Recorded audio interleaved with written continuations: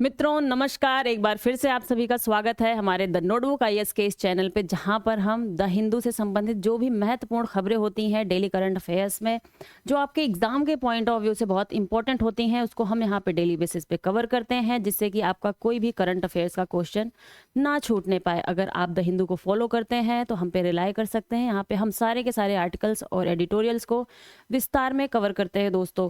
तो इसी के साथ में हम देख लेते हैं कि आज हमारे जो है आज के क्या क्या आर्टिकल्स हैं। और इससे पहले मैं आपको बताना चाहूँगी दोस्तों, अगर आपको हमारे द हिंदू की पीडीएफ चाहिए तो हमारे डिस्क्रिप्शन लिंक में आपको हमारा the notebook IAS education for all करके हमारा ऐप है, वहां से जाकर के आप हमारे द हिंदू के पीडीएफ को डाउनलोड कर सकते हैं। अगर आपको वहां पे कोई दिक्कत आ रही है तो आप हमारे इसको जो है पॉज करके, यहाँ पे क्यूआर कोड दिया हुआ है, आप उसको स्कैन कर सकते हैं और वहां पे जाकर के ऐप को डाउनलोड कर सकते हैं, जहां पे आपको हमारी डेली बेसिस की जो द हिंदू के एडिटोरियल्स और जो हमारी पीडीएफ होती है द हिंदू को, उसको हम यहाँ पे डालते हैं और वहां से आप उसको डाउनलोड करके रिवाइज कर सकते हैं। तो इसी के साथ में दोस्तों देख लेते हैं आज के हमारे द हिंदू में क्या क्या आर्टिकल्स निकले हुए हैं। और दोस्तों यहाँ पे आप सभी जानते हैं कि हम डेली बेसिस पे एक क्वेश्चन देखते हैं जो कि हमारे प्रीवियस ईयर से संबंधित हो सकता है, प्लेसेस इन न्यूज से हो सकता है जो करंट में चल रहा हो, इकोनॉमी, पॉलिटी, किसी भी चीज़ से स्ट्रीम से वो संबंधित हो सकता है, किसी भी सब्जेक्ट से, जिससे कि आपकी एग्जाम बहुत ज़्यादा नज़दीक है प्रीलिम्स का, तो आपकी तैयारी में ये थोड़ा सा आप प्रैक्टिस में बने रहे इसको लेकर के। तो हम यहाँ पे एक क्वेश्चन देते हैं दोस्तों, तो इसी के साथ में चलते हैं। पहले हम देख लेते हैं कि आज के हमारे इंपॉर्टेंट आर्टिकल्स क्या निकले हुए हैं दोस्तों। देखिए आज का हमारा पहला आर्टिकल है, काफ़ी इंपॉर्टेंट आर्टिकल है। जैसे आप जानते हैं कि इंडियन मैप से क्वेश्चंस उठा लिए जाते हैं, तो हमने यहाँ पे ये जो है इसको डाल दिया है, graziers confront Chinese soldiers in eastern Ladakh. Ladakh में कुछ चाइनीज फोर्सेस को लेकर के, पीएलए आर्मी है जो चाइना की, वहां से कुछ कॉन्फ्लिक्ट हो गया है, तो उसके विषय में एक आर्टिकल है, उसको हम यहाँ पे देखेंगे दोस्तों। Most teens use social media but lack skills to protect themselves. ये एक रिपोर्ट है जो बताती है कि सोशल मीडिया को लेकर के और बच्चों को लेकर के असर रूरल करके जो हमारी रिपोर्ट आई है, जो प्रथम फाउंडेशन की है, उसके बारे में यहाँ पे कुछ आर्टिकल है, उसको हम देखेंगे दोस्तों। अगली न्यूज़ है हमारी, क्या होगी, give maternity leave to construction staff के लिए मैटरनिटी लीव को लेकर के एक छोटा सा आर्टिकल है, लेकिन बेहद ही इंपॉर्टेंट आर्टिकल है, तो उसको हम यहाँ पे डिस्कस करेंगे। और दोस्तों बहुत ही इंपॉर्टेंट दी आर्टिकल आज का हमारा क्या है, after 4 years of survey India's snow leopard count put at 718। ये बहुत ही इंपॉर्टेंट आर्टिकल है आज का हमारा दोस्तों, इसको हम अच्छे से देखेंगे सारा का सारा। अगली न्यूज़ क्या हमारी होगी, India's rank in corruption perception index. आप जैसे जानते हैं कि इंडेक्स वगैरह से जो है क्वेश्चंस आते रहते हैं हमारे एग्जाम में, तो उसको हम यहाँ पे देखेंगे। ये भी इंपॉर्टेंट न्यूज़ है हमारी आज की। India's rank in tourist arrivals to Maldives after row, जो हमारा वहाँ से झगड़ा हुआ है मालदीव के साथ में, उसके बाद हम देखेंगे कि इंडिया की रैंक क्या है वहाँ के टूरिज्म में, जो पहले नंबर पे हुआ करती थी। Rate of global GDP growth forecast by the IMF ने कुछ फोरकास्ट करी है ग्लोबल जीडीपी के बारे में, उसको हम देखेंगे। और उसी से ही संबंधित एक और आर्टिकल है, सेम ही है, जो IMF says global soft landing in sight lift 2024 growth outlook. यहाँ पे हम देखेंगे सॉफ्ट लैंडिंग एक होती है दोस्तों, एक होती है हार्ड लैंडिंग। तो यहाँ पे हम कुछ इकोनॉमी के टर्म, जैसे जब भी हमारे जो है पेपर में कोई भी इकोनॉमी का टर्म जो भी इंपॉर्टेंट होता है आपके एग्जाम के पॉइंट ऑफ व्यू से, उसको यहाँ पे हम डिस्कस करते हैं। तो उसी के चलते हमारे पास आज के जो है टर्म में है soft landing and hard landing, तो उसको हम यहाँ पे देखेंगे दोस्तों। क्योंकि आप सभी जानते हैं इकोनॉमी का जो हमारा पेपर है वो काफ़ी ज़्यादा वर्सेटाइल है, वो maximum to maximum current affairs based जो है हमारी इकोनॉमी के क्वेश्चंस आते हैं, चाहे वो मेंस ओरिएंटेड हो गया, चाहे वो प्री में हो गया, तो उसके लिए कोई बहुत ज़्यादा डिफाइंड सोर्स हमारे पास नहीं होता है, तो हम करंट अफेयर्स को बेस बना करके चलते हैं। तो इसी के चलते हम यहाँ पे दोस्तों जो भी इम्पॉर्टेंट कोई जो है वर्ड या कोई टर्म आया हुआ होता है हमारी इकोनॉमी का हमारे न्यूज़पेपर में, तो उसको हम यहाँ से उठा करके उसको हम आपको बताते हैं। तो चलिए दोस्तों इसी के बाद पे हम देख लेते हैं कि हमारा क्वेश्चन क्या है आज का। Consider the following pairs rivers flows into, आपको बताना है कि इनमें कौन कौन से जो है फॉलोइंग रिवर्स कहाँ पे फ्लो करती हैं, आपको बताना है कौन कौन से पेयर्स इसमें सही है। और दोस्तों ये जो है 2020 का क्वेश्चन है, आई थिंक हमारे यूपीएससी का प्रीवियस ईयर क्वेश्चन है। तो यहाँ पे देख लेते हैं हम क्या है, consider the following pairs rivers flows into Mekong Andaman Sea, Thames Irish Sea, Volga, Caspian Sea and Zambezi, Indian Ocean. तो आपको बताना है इसमें कौन कौन से पेयर्स सही हैं। Which of the pairs above is are correctly matched. आप जैसे जानते हैं अभी 1-2 साल से 3 साल से यूपीएससी में पेयर बेस्ड क्वेश्चन की संख्या बहुत ज़्यादा बढ़ा दी। 2023 के पेपर में आपने देखा होगा तो लगभग 50-60% जो है क्वेश्चन तो आपको 50-60% क्वेश्चन आपको पेयर बेस्ड मिल रहे होंगे, जिससे कि हाथ पाँव फूल गए थे बच्चों को जितना कि हमने एक्सपेक्ट नहीं किया था। उसके पहले 6-7-8 क्वेश्चन थे, 8-10 क्वेश्चन मैक्सिमम थे उसके 2022 में। तो सारे बच्चों ने सोचा कि अब जो है यूपीएससी, मेन बात क्या होती है दोस्तों कि लोगों ने यूट्यूब पे इतने जो है ट्रिक और जो है गेस मास्टरगिरी वाले वीडियोस डाल दिए कि यूपीएससी ने भी सोच लिया कि अब हम जो है कुछ ना कुछ तो हमें इसका रास्ता निकालना पड़ेगा, क्योंकि इन्होंने एक हर तरीके से जो है गेस मास्टरगिरी कर डाली है। तो हम इसका कोई ना कोई सोल्यूशन निकालेंगे जिससे कि बच्चों जो रियल टैलेंट है हम उसको लेकर के आए। तो ठीक है, कुछ लोगों को वो चीज़ नहीं पसंद आई, बाकी आगे देखते हैं आने वाले एग्जाम में क्या होगा। तो हमें जो है पेयर बेस्ड क्वेश्चंस की आदत डालनी चाहिए। ये इससे हमें, हालांकि यह इसको भी अगर हमने अच्छे से स्टैटिक और करंट कर रखा है तो पेयर बेस्ड क्वेश्चंस को भी करना हमारे लिए आसान हो जाता है। अगर हम बहुत माइन्यूटली ऑब्जर्व करेंगे तो उसमें से भी हम चीज़ों को अच्छे से कर पाएंगे। अगर आप प्रीवियस ईयर क्वेश्चन को वहाँ एग्जाम हॉल में जब अचानक से बच्चों को पेपर मिला तो वहाँ पे दिक्कत हो गई कि उन्होंने इस चीज़ की प्रैक्टिस करी नहीं थी, तो उनको वहाँ पे ज़्यादा हड़बड़ाहट, आपको रिजिलियंट बनाना पड़ता है अपने आप को इस एग्ज़ाम के प्रति, कि कैसा भी क्वेश्चन आए वहाँ पे आपको घबराना नहीं है, आपको शांति से एग्ज़ाम देना है। जो क्वेश्चन आते हुए भी होते हैं बच्चे वो भी गलत करके आए उस एग्ज़ाम में, और बाद में आकर के जब उन्होंने पेपर का पूरा एनालिसिस किया तो उनको लगा कि नहीं ये पेपर तो हम कर सकते थे, बस वहाँ पे हम घबरा गए। तो दोस्तों किसी भी एग्ज़ाम, आप कोई भी एग्ज़ाम दे रहे हो, स्टेट पीसीएस का हो या सेंटर का हो, कहीं का भी हो, आप अगर एग्ज़ाम में नहीं घबराते हैं, बहुत काम माइंड के साथ में आप पेपर देते हैं ना, तो काफ़ी चांसेस तो आपके ऐसे ही बढ़ जाते हैं उसमें सेलेक्ट होने के। तो इसी बात पे ये क्वेश्चन है हमारा। अब इसमें हम पेयर्स देख लेते हैं दोस्तों। पेयर्स में क्या है, which of the pairs above is are correctly matched. A 1 and 2 only, B 3 only, C 3 and 4 only, D 1, 2 and 4 only. तो इसको हम हिंदी में भी देख लेते हैं। निम्नलिखित जोड़ों पर विचार करें, ये नदियां कहाँ पे बहती हैं।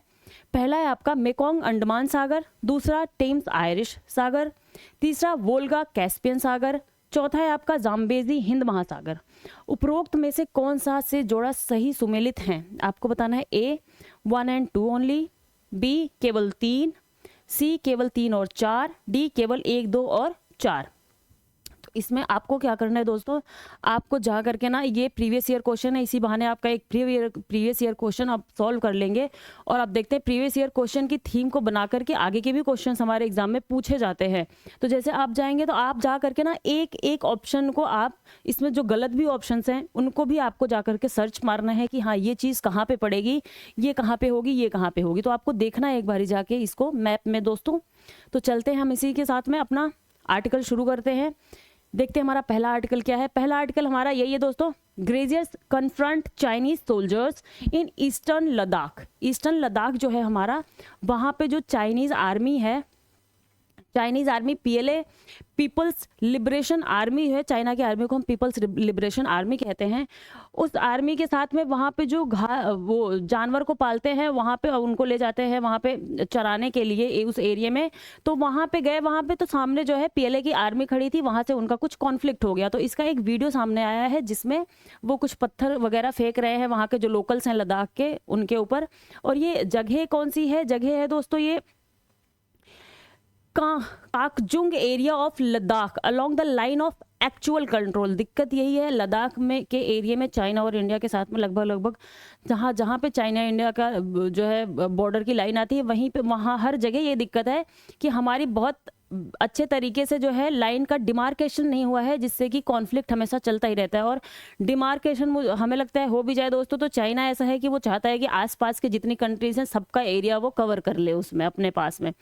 तो ये है दोस्तों, और ये कहाँ पे है, ये Kakjung area of Ladakh along the line of actual control. Kakjung area ये कहाँ, जो हमारा पेट्रोलिंग पॉइंट है, पेट्रोलिंग पॉइंट कौन सा, patrolling point 35 and 36 at Kakjung. आप जानते हैं 2019 में भी काफ़ी तेज हमारी जो है वो कॉन्फ्लिक्ट हो गई थी चाइना के साथ में। वहाँ पे काफ़ी हमारे आर्मी के जवान भी मारे गए थे, उस तरफ से भी मारे गए थे। तो काफ़ी ज़्यादा बड़ा क्लैश हो गया था इंडिया और चाइना के बीच में।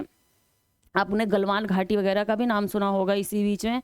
तो ये है दोस्तों 35 एंड 36 हमारा क्या है, पेट्रोलिंग पॉइंट, जहाँ पे हमारी इंडियन आर्मी पेट्रोल करती है। उन लोगों ने बताया, जो वहाँ के लोकल्स थे, कि वहाँ पे जब हम गए तो वहाँ पे कोई भी हमारी जो इंडियन आर्मी के पर्सनल्स हैं वहाँ पे कोई भी नहीं था। वहाँ पे सिर्फ जो है चाइनीज़ आर्मी के लोग थे, और उन्होंने हमें वहाँ से चले जाने के लिए कहा। हमें कहा कि ये हमारा एरिया है, आप यहाँ पर नहीं आ सकते हैं। तो इसको लेकर के उन्होंने आवाज़ उठाई, और वहाँ पे थोड़ा सा उन्होंने स्टोन पेल्टिंग वगैरह की, पत्थर वगैरह भी फेंके उनके ऊपर। तो ये बात थी दोस्तों। तो इसी के साथ में हम थोड़ा सा ये देखना चाहेंगे कि ये जो एरिया है इसकी क्या मतलब कि कौन सा एरिया है, उसके बारे में हम थोड़ा सा देख लेते हैं। क्योंकि आपने देखा होगा पिछली बार भी जब इंडिया और चाइना के बीच में कॉन्फ्लिक्ट हुआ था, तो गलवान घाटी और जो इंडिया और चाइना से सटे हुए जो बॉर्डर्स थे, वहाँ पे जो प्लेसेस थे जहाँ जहाँ पे कॉन्फ्लिक्ट हुआ था, उसको ले करके जो है क्वेश्चंस बना दिए गए थे हमारे एग्जाम में। तो इसी को ध्यान में रखते हुए हम यहाँ पे देख लेंगे कि ये कौन सा एरिया है और क्या क्या चीज़ें हैं यहाँ पे। ठीक है दोस्तों, तो हम देख लेते हैं।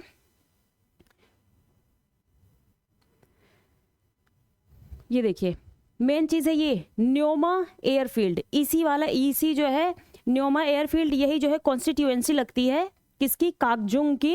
यहीं पे ही कागजुंग है। आप देखेंगे तो ये हमारा अक्साई चिन वाला एरिया रहा, ऑक्युपाइड बाय चाइना सिंस 1962। जब 1962 का चाइना के साथ में वॉर हुआ था, तो ये वाला एरिया अक्साई चिन ने जो है अटैक करके ले लिया था। और अभी भी जो है ये चाइना के ही अंडर में है, लेकिन ये हम अपना मानते हैं अक्साई चिन वाले एरिया को दोस्तों। और यहीं पे है वो गलवान घाटी, जहाँ पे आपने जो है देखा होगा कि इंडियन और जो है चाइनीज़ आर्मी का कॉन्फ्लिक्ट हुआ था काफ़ी ज़्यादा। और ये रहा आपका हॉट स्प्रिंग।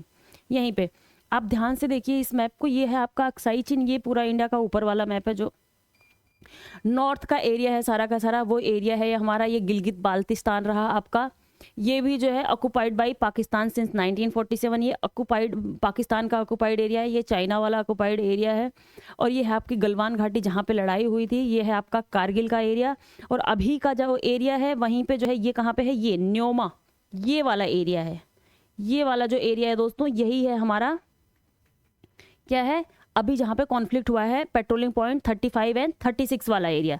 तो ये एरिया, ये आप ध्यान से देख लीजिए दोस्तों। ये हमारे जो है एग्जाम में पूछा जा सकता है। एक बार इस पे ऐसे नज़र डाल लेंगे इस वाले सारे एरिया पे, तो हमें यहाँ पे जो है काफ़ी ज़्यादा क्लैरिटी मिल जाएगी कौन सा एरिया कहाँ पे है। ये न्योमा कॉन्स्टिट्यूएंसी यही इस एरिया में है। और यहीं के ही इधर जो है ये क्या है, आपकी पेंगोंग लेक है। पेंगोंग लेक है। पेंगोंग लेक से भी जो है क्वेश्चन आया हुआ है दोस्तों हमारे प्रीवियस ईयर में। आप देखेंगे आपने सॉल्व किया होगा PYQs UPSC के। तो यहीं पे ही पेंगोंग लेक है, और यहाँ पे है ये न्योमा कॉन्स्टिट्यूएंसी आपकी। ठीक है दोस्तों, तो मैंने आपको बता दिया। और यहाँ पे ये रहा आपका सियाचिन ग्लेशियर, ये है कारगिल। और ये है गलवान वैली, ये है लाइन ऑफ एक्चुअल कंट्रोल, ये वाली, ये देखो दोस्तों।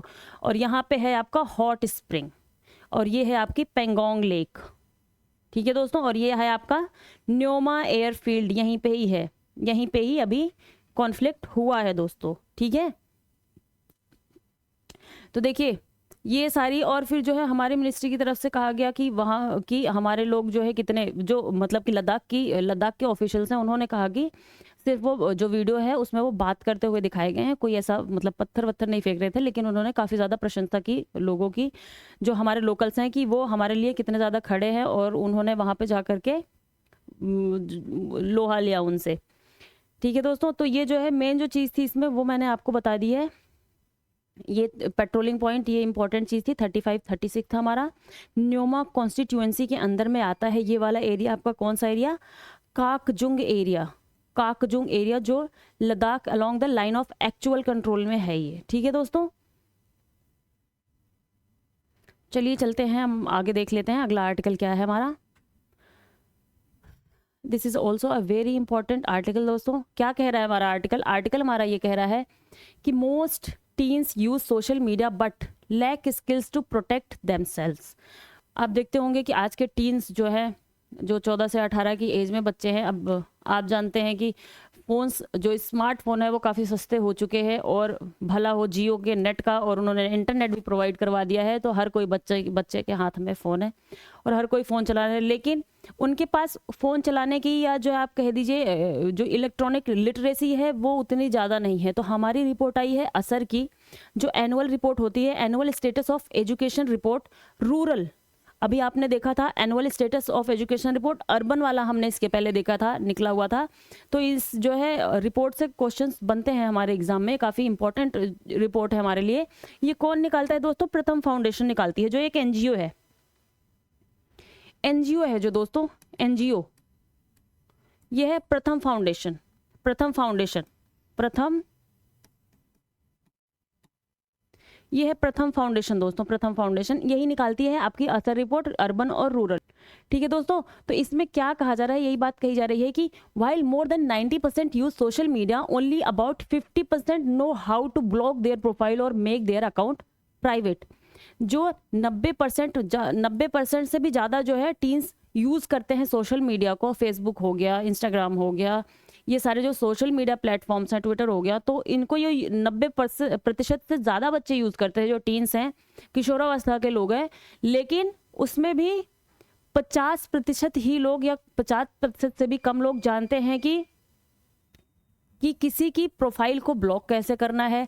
अगर सामने से कोई ऑफेंसिव मैसेज आया या कुछ ऐसी चीज़ें हुई तो उनकी प्रोफाइल को ब्लॉक कैसे करना है और अपने अकाउंट को प्राइवेट कैसे रखना है, वो लोगों को अभी इस चीज़ का ज्ञान नहीं है। बस देख लिया वीडियो। आप तो जानते हैं कि आज के टाइम पे इतने ज़्यादा फेक र्यूमर्स भी फैलाए जाते हैं, क्योंकि आप देख रहे हैं कि बच्चे कितने ज़्यादा, और ये एज ऐसी होती है जिसमें एकदम से ब्लड बहुत उबाल मार रहा होता है कि हम कुछ भी कर जाएंगे, कुछ भी कर गुजरेंगे।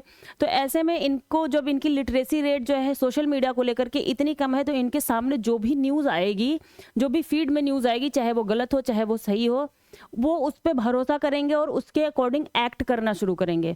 आज के टाइम पे सोशल मीडिया पे आपने देखा होगा काफ़ी फेक र्यूमर्स फैलाए जाते हैं, चाहे वो पॉलिटिक्स को लेकर के हो, चाहे वो वुमेन्स को लेकर के हो, चाहे वो किसी एक स्पेशल कम्युनिटी को लेकर के हो, रिलीजन को लेकर के हो।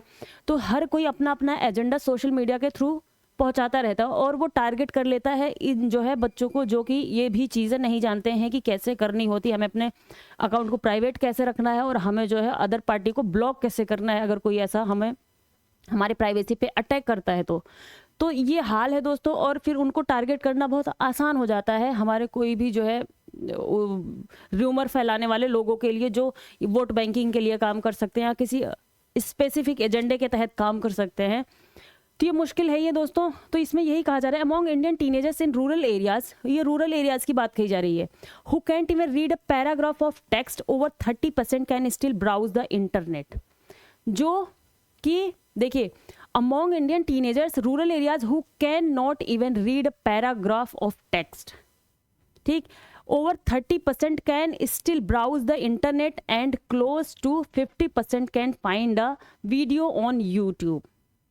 इसमें से बच्चे ऐसे हैं कि जो कि पैराग्राफ भी नहीं पढ़ सकते हैं, इवन एक पूरा पैराग्राफ भी नहीं पढ़ सकते हैं। उनमें भी जो है 30% बच्चे जो है इंटरनेट पे ब्राउज कर सकते हैं, इंटरनेट पे जाकर के गूगल पे जाके कुछ सर्च करते हैं, और 50% बच्चे यूट्यूब पे जाकर के वीडियोस को फाइंड कर सकते हैं कि हमें स्पेसिफिक ये वीडियो चाहिए। तो उन चीज़ों के बारे में ये बता रही है कि क्या क्या है, और ये कितने 14 से 18 के एज ग्रुप के बच्चों को यहाँ में इसमें जो है काउंट किया गया है। और ये 28 जिलों में इन्होंने सर्वे किया हुआ है। 28 जिलों को सितंबर से लेकर नवंबर के बीच में इन्होंने 28 जिलों को इसमें 28 जिलों का सर्वे किया, जिसमें से 14 से 18 साल के बच्चों को काउंट किया इन्होंने। और those who could read the words but not the sentence were said to belong to the word level. इन्होंने 3 कैटेगरी में डिवाइड किया, एक वर्ड लेवल, एक ग्रेड 1 लेवल और एक ग्रेड 2 लेवल। इन 3 कैटेगरीज में डिवाइड किया हुआ है, एक वर्ड लेवल, दूसरा ग्रेड 1 लेवल एंड तीसरा ग्रेड 2 लेवल। जो बच्चे those who could read the words को, जो बच्चे हैं वो सिर्फ एक शब्द पढ़ पाते हैं, किसी सेंटेंस का शब्द पढ़ लेते हैं, लेकिन वो पूरे सेंटेंस को मिला करके नहीं पढ़ पाते हैं और उसको समझ नहीं पाते हैं, तो वो किस में आते हैं, वो वर्ड लेवल पे आते हैं। सिर्फ वो शब्दों को समझ सकते हैं या शब्दों को बोल सकते हैं, बस पढ़ सकते हैं।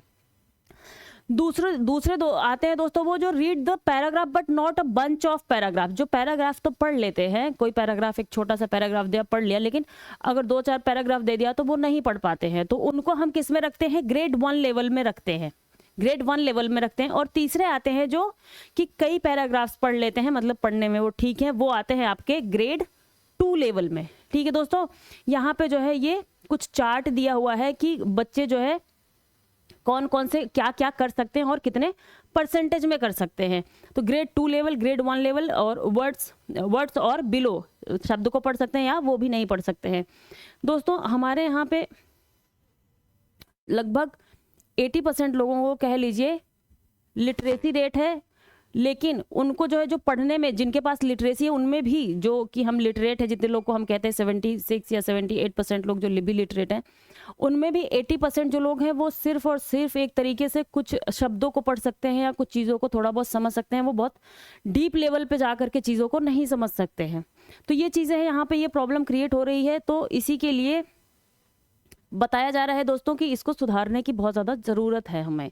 हमारा जो एजुकेशन सिस्टम है उस पे थोड़ा सा हम अपने एक्सपेंडिचर वगैरह को बढ़ाएंगे और उसमें जो है बच्चों को देखेंगे स्कूल लेवल पे, तो हमें बहुत ज़्यादा, क्योंकि यही जा करके आगे हमारे देश का भविष्य बनाएंगे, तो इसके लिए हमें बहुत ज़्यादा ज़रूरी है।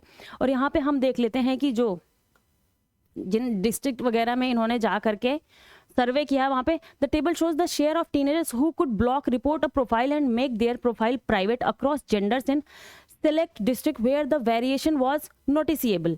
डिस्ट्रिक्ट कौन कौन सी है जहाँ पे कितने बच्चे ब्लॉक कर सकते हैं, कितने बच्चे ब्लॉक नहीं कर सकते हैं, उनका और जेंडर वाइज दिया है, मेल और फीमेल को साथ में लेकर के दिया है। यहाँ पे दिया हुआ है स्टेट डिस्ट्रिक्ट दिया हुआ है, gender of student under the age of group of 17 to 18, 17 से 18 के बीच के बच्चों को यहाँ पे काउंट किया गया है। एंड उसके बाद ये share who could block report a social media profile, वो लोग जो सोशल मीडिया प्रोफाइल को ब्लॉक या रिपोर्ट कर सकते हैं, उनको परसेंटेज दिया कि कितने लोग और किस किस स्टेट में कहाँ पे कितना कर सकते हैं। और अगला दिया share who could make a social media profile private, इस पे बिहार के मुजफ्फरनगर की बात कही जा रही है। तो वहाँ पे जो है जो मेल जो लड़के हैं वो जो है 73% लड़के ऐसे हैं जो कि किसी भी सोशल मीडिया के प्रोफाइल को ब्लॉक कर सकते हैं, उसको जो है रिपोर्ट कर सकते हैं ऑनलाइन। और वहीं पे मुजफ्फरनगर में ही जो लड़कियां हैं वो सिर्फ 46% लड़कियां ऐसा कर सकती हैं। ठीक है दोस्तों।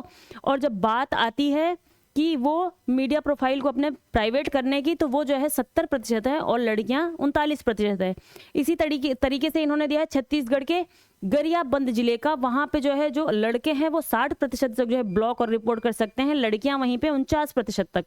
और जो है प्राइवेट करने में 48% लड़के हैं और 31% जो है लड़कियां हैं। आप देखेंगे दोस्तों कि ये इनमें जितने ही ये डेटा दिया हुआ है इसमें लगभग आप देखेंगे कि जो लड़कियां हैं वो लड़कों से कम जो है अवेयरनेस है उनमें सोशल मीडिया वगैरह को लेकर के। अब यहाँ पे कुछ लोग ऐसा परसेप्शन निकाल लेंगे कि जो है लड़कियों का तो दिमाग ही कम होता है। ऐसा नहीं होता है दोस्तों। देखिए जो इन्वायरमेंट होता है, जो हमारी अपब्रिंगिंग होती है, जो सराउंडिंग होती है, बहुत ज़्यादा इम्पैक्ट करती है। लड़कियां घर के अंदर रहती हैं, लड़कों को बचपन में बाहर भेज दिया जाता है, वो बाहर भी घूमते रहते हैं। आप देखेंगे कि बच्चा दिन भर बाहर घूम रहा है, लड़का है अगर ठीक ठाक एज का है 14-15 साल का, तो घर वाले नहीं पूछते हैं, पूछते भी हैं तो 1-2 बार पूछा कि कहाँ गया था, ये है वो है। अगर लड़की एक दिन पूरा बाहर रह जाए तो आप समझेंगे कि लड़की की तो जो है बैंड बजा देते हैं घर वाले।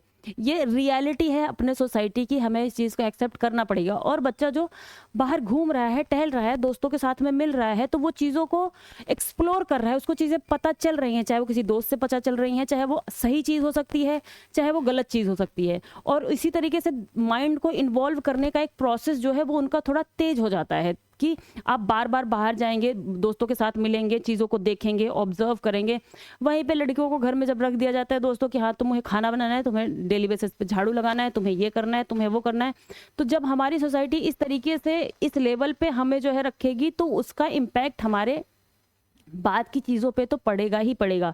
तो इसलिए हम बायस नहीं हो सकते किसी चीज़ को लेकर के, किसी का दिमाग कम होता है, किसी का दिमाग ज़्यादा होता है, इस वजह से ये आई है। इसके बहुत ज़्यादा पैरामीटर्स हो जाते हैं दोस्तों।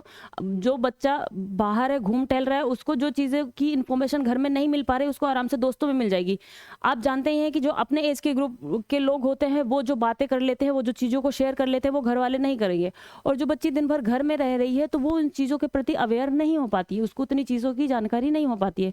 तो एक नॉर्मल अपब्रिंगिंग का प्रोसेस भी इसमें इन्वॉल्व हो जाता है कि आप कैसे करेंगे। ऊपर से मैक्सिमम आप देखेंगे, हाँ आप मैं मान सकती हूँ कि आपके बहुत से लोगों के घरों में ऐसा नहीं भी होता होगा, लेकिन आप रूरल एरियाज़ में मैक्सिमम जगहों पे देखेंगे तो जो बच्चा होता है वो बहुत अच्छी जगह पे पढ़ रहा होता है या वो इंग्लिश मीडियम में पढ़ रहा होता है। वहीं जो बच्ची है वो किसी गवर्नमेंट स्कूल या किसी ऐसी जगह पे पढ़ रही होती है जहाँ पे बहुत ज़्यादा एजुकेशन वगैरह का सिस्टम नहीं होता है। ऊपर से फिर कुछ ही टाइम बाद उनको वहाँ से हटा देते हैं कि कोई नहीं, बच्ची है नहीं पढ़ेगी तो चल भी जाएगा, कल को शादी कर देंगे, घर चली जाएगी, वहाँ पर उसकी चीज़ें मैनेज हो जाएंगी, कोई थोड़ा काम करने वाला लड़का ढूंढ देंगे। तो डिपेंड कर दिया है लड़कियों को, तो लड़कियों की इस चीज़ को ऐसे डिपेंड कर दिया है कि कुछ नहीं होगा तो हम तुम्हारी शादी कर देंगे। तुम जो है अपने ससुराल चली जाओगी, वहाँ पे हमें कोई कमाने वाला लड़का ढूंढ देंगे, मतलब तुम डिपेंड हो जाओगी किसी पे। तो एक वो थॉट प्रोसेस बैठा देते हैं लोग लड़कियों के भी मन में। तो ये सारी चीज़ें थी दोस्तों, यहाँ पे मैंने आपको बता दिया कि क्या क्या परसेंटेज के हिसाब से इन्होंने ये चीज़ें दी हुई हैं। तो आप इसको एक बारी देख लेना। ये असर की एनुअल रिपोर्ट है जो कि 28 डिस्ट्रिक्ट में सितंबर से नवंबर के बीच में इन्होंने ये चीज़ें निकाली हुई थी। ठीक है दोस्तों, तो यहाँ पे ऐसे राजस्थान का भी दिया हुआ है, झारखंडी सिंहभूम में दिया हुआ है कि मेल वहाँ पे 59% लोग सोशल मीडिया पे ब्लॉक और अपने किसी को रिपोर्ट कर सकते हैं किसी प्रोफाइल को। वहीं पे जो है फीमेल्स 42% है। राजस्थान भीलवाड़ा में मेल जो है 80% कर सकते हैं, फीमेल्स 63%। ऐसे ही तमिलनाडु में मेल 73%, फीमेल जो है 49%। और उत्तर प्रदेश के हाथरस में मेल जो है 75% ऐसा कर सकते हैं, फीमेल 54% ऐसा कर सकती है। और जो सोशल मीडिया प्राइवेट करने की प्रोफाइल प्राइवेट करने की बात है तो वहीं उत्तर प्रदेश में 60% लड़के कर सकते हैं और 41% लड़कियां कर सकते हैं। लेकिन आप फिर भी देखें कि लड़के लड़कियों का जो भी डिफरेंस है उसको छोड़ दे तो भी हम ये देख रहे हैं कि जो सोशल मीडिया अवेयरनेस है, जो इलेक्ट्रॉनिक या नेट की जो नेट अवेयरनेस है वो बच्चों में बहुत ज़्यादा नहीं है। फिर भी बहुत कम परसेंटेज में ही बच्चे ऐसा जानते हैं कि क्या करना है क्या नहीं करना है। फ़ोन तो हर कोई चलाता है दोस्तों। तो चलते हैं हम अपने अगले आर्टिकल की तरफ। अगला आर्टिकल हमारा क्या कह रहा है, give maternity leave to construction staff. जो कंस्ट्रक्शन स्टाफ हैं, कहीं बिल्डिंग वगैरह और ऐसी जगहों पे काम जो करने वाली औरतें होती हैं उनके लिए भी कहा गया है कि आप प्रॉपर उनको मैटरनिटी लीव प्रोवाइड करवाइए। द सेंटर ऑन गवर्नमेंट ने कहा the centre on Tuesday asked employers to ensure digital payment of wages and paid maternity leave of 26 weeks to women construction workers. जो वुमेन कंस्ट्रक्शन वर्कर्स हैं उनको कितने हफ्ते की जो है मैटरनिटी लीव मिलती है लोगों को, वो मिलती है 26 हफ्तों की। 26 हफ्तों की। तो ये पूरी की पूरी 26 हफ्तों की जो है मैटरनिटी लीव पेमेंट के साथ में आपको, जो आपकी अगर कोई कंस्ट्रक्शन वर्कर है वहाँ पे, उसको भी प्रोवाइड करवाना पड़ेगा आपको। और आपको डिजिटल पेमेंट को इंश्योर करना पड़ेगा जिससे कि ट्रांसपेरेंसी बन सके पेमेंट को लेकर के। ठीक है दोस्तों, तो these two were a few measures that were part of advisories issued by the Ministries of Road Transport and Highways and Housing and Urban Affairs to agencies। ठीक है दोस्तों, ये जो है किसकी रिपोर्ट की इन्होंने जो है एडवाइजरी जारी की है, एडवाइजरी जारी करी हमारी ministries of road transport and highways and housing and urban affairs ने। ठीक है, उन्होंने कहा है कि 26 हफ्ते की आपको लीव देनी पड़ेगी कंस्ट्रक्शन वर्कर्स को। और उन्होंने इसमें जो है जोड़ा है कि अगर आपका 2 से ज़्यादा बच्चे हैं, for more than 2 children and for adoption और कमिश्निंग मदर्स, जो कोई गोद लेती हैं या वैसी मदर्स हैं, और जो फॉर मोर देन 2 चिल्ड्रेन, जो 2 से ज़्यादा बच्चे जिनके होने वाले हैं, उनको हम देंगे 12 हफ्ते की छुट्टी। 12 weeks of paid maternity leave shall be provided by the employer. ठीक है, उनको हम 12 हफ्ते की छुट्टी देंगे। देखेंगे हमारे गवर्नमेंट पॉलिसीज में 2 बच्चों तक की छुट्टी और कोई भी जो फैसिलिटीज़ होती है वो 2 बच्चों तक की रहती है। उसके बाद में वो फैसिलिटीज़ या तो ख़त्म हो जाती हैं या तो कम हो जाती हैं, जिससे कि पॉपुलेशन को कंट्रोल करने के लिए कुछ मेजर्स बनाए गए हैं दोस्तों। तो इस वजह से वो उन्होंने कहा कि अगर 2 से ज़्यादा बच्चे होते हैं तो वहाँ पर आपको 12 महीने की मैटरनिटी लीव देनी पड़ेगी दोस्तों। जो कंस्ट्रक्शन वर्कर्स हैं इतने ज़्यादा भी बेचारे लिटरेट नहीं होते हैं कि वहाँ पे वो इन चीज़ों को इतने तरीके से समझ पाएँ कि हाँ हमें बच्चों को कम ही रखना चाहिए, या फिर ऐसा है कि इससे जो है प्रॉब्लम हमारी लाइफ की ज़्यादा बढ़ जाएगी। उनके लिए तो क्या होता है कि एक तरीके से जितने हाथ उतने कमाने वाले लोग, तो इस हिसाब से वो जो है इस चीज़ पे उतना ज़्यादा कंसिडर नहीं कर पाते हैं जैसा अदर हमारी गवर्नमेंट जैसा चाहती है। तो उसके बाद भी अगर बच्चे होते हैं तो आपको जो है 12 हफ्तों का पेड लीव देना पड़ेगा, जो कंस्ट्रक्शन कंपनीज हैं, जो वहाँ पे औरतें हैं उनके लिए। ठीक है दोस्तों, उन्होंने कहा she is entitled to leave with wages equivalent to maternity benefits for 6 weeks following the days of the miscarriage. अगर मिसकैरेज हो जाता है, किसी का गर्भपात हो जाता है किसी लेडी का, तो उनको जो है 6 हफ्ते की सेम जो है पेड छुट्टी देनी पड़ेगी 6 हफ्ते के लिए, अगर उस किसी औरत का मिसकैरेज हो जाता है उसके लिए। ठीक है दोस्तों, तो ये कुछ मेजर्स थे जो देने पड़ेंगे किसी कंस्ट्रक्शन एम्प्लॉयर जो है उसको अपने एम्प्लॉयज़ को, और वहाँ पे उसको वर्क प्लेस पे जो है सारी चीज़ों को मेंटेन भी करना पड़ेगा, जो रूल्स एंड रेगुलेशंस है दोस्तों। तो ये एक थोड़ी सी इंपॉर्टेंट न्यूज़ थी जो हमारी मिनिस्ट्रीज रोड एंड ट्रांसपोर्ट ने निकाली थी। तो हमने आपको बता दिया कि इसमें क्या क्या मेजर्स को उन्होंने एडवाइजरी को जारी किया है। चलते हम अपने अगले आर्टिकल की तरफ। This is the most important article दोस्तों, this is the most important article. After 4 years of survey, India's snow leopard count put at 718। अभी जो है 4 साल के रिगरस सर्वे करने के बाद 718 के आसपास गिने गए हैं हमारे जो स्नो लेपर्ड हैं, जो स्नो में रहने वाले लेपर्ड होते हैं, उनको हम स्नो लेपर्ड बोलते हैं दोस्तों। उनकी संख्या कितनी हुई है? 718। 4 साल तक की रिगरस जो है काउंटिंग की गई है, उसके बाद हमें पता चला है कि कितने लेपर्ड हैं हमारे यहाँ पे, वो 718 है, जो कि दुनिया के स्नो लेपर्ड्स का लगभग कितना है? 10 से 15% है। दुनिया के स्नो लेपर्ड की पॉपुलेशन का 10 से 15% है ये 718। अब देखते हैं लोग कि हमारा इंडिया कितना ज़्यादा डाइवर्स है, कितनी ज़्यादा चीज़ें हमारे यहाँ पे, लेकिन लोग ये नहीं समझते हैं कि उसको हमें कंजर्व करना चाहिए। हमें बिल्कुल हम इन चीज़ों पे ध्यान नहीं देते हैं और चीज़ों को हम ख़राब करते चले जाते हैं। अब इनके भी हैबिटेट लॉस वगैरह इन सब चीज़ों की वजह से इनको प्रॉब्लम हो जाती है। जो हमारे, चाहे वो टाइगर्स को देख लीजिए, चाहे वो एलिफेंट को देख लीजिए, चाहे राइनो को देख लीजिए, इनकी जो है सर्वाइवल का संकट जो है मैक्सिमम, जो अभी के टाइम पे सर्वाइवल का संकट आप किसी भी स्पीसीज़ में देखेंगे तो उनके हैबिटेट लॉस का दिख रहा है। क्योंकि इंसान की भी पॉपुलेशन इतनी हो गई कि हम हर जगह जो है इंटरवीन करते चले जा रहे हैं, जंगलों को काटते जा रहे हैं, घर बनाते जा रहे हैं, ऐसी जगहों पे भी चीज़ों को हम करने लग जा रहे हैं जहाँ पे बिल्कुल उसकी ज़रूरत नहीं है, नहीं करना चाहिए, क्योंकि वहाँ से हमारी बायोडाइवर्सिटी प्रभावित होती है, लेकिन हम करते हैं दोस्तों। तो ये है चीज़ें। देखिए यहाँ पे क्या है कि the highest number of cats was estimated to be in Ladakh. सबसे ज़्यादा स्नो लेपर्ड कहाँ पे मिले हैं? लद्दाख। अब जानते हैं कि वहाँ पे स्नो काफ़ी ज़्यादा है, तो 477 मिले हैं आपको लद्दाख में, 477 लद्दाख में सबसे ज़्यादा। उसके बाद आपका उत्तराखंड आता है, 124 है। उसके बाद आपका हिमाचल प्रदेश आता है, 51 है।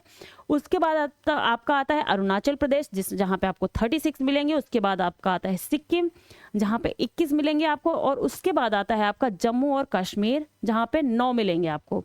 तो ये जो है हमारा क्रम है कि कहाँ पे सबसे ज़्यादा है। सबसे ज़्यादा आपका लद्दाख में है, फिर उत्तराखंड में, फिर हिमाचल प्रदेश में, फिर अरुणाचल प्रदेश में, सिक्किम में, जम्मू एंड कश्मीर। ऐसे क्वेश्चंस पूछे जा सकते हैं दोस्तों कि आज के टाइम पे, क्योंकि ये इतना इंपॉर्टेंट सर्वे आया हुआ है, 4 साल की रिगरस मेहनत के बाद में ये जो है सर्वे आया है, तो इस पे ऐसे क्वेश्चंस बनाए जा सकते हैं कि कहाँ पे स्नो लेपर्ड की संख्या सबसे ज़्यादा है हमारे, किस स्टेट में इंडिया के। तो यहाँ पे इन चीज़ों को हम ध्यान रख लेंगे। तो देखिए कितने स्टेट्स हैं? 1 2 3 4 5 और 6 स्टेट्स को लेकर के 6 को इस क्रम में रखा हुआ है, जिसमें सबसे ज़्यादा लद्दाख है।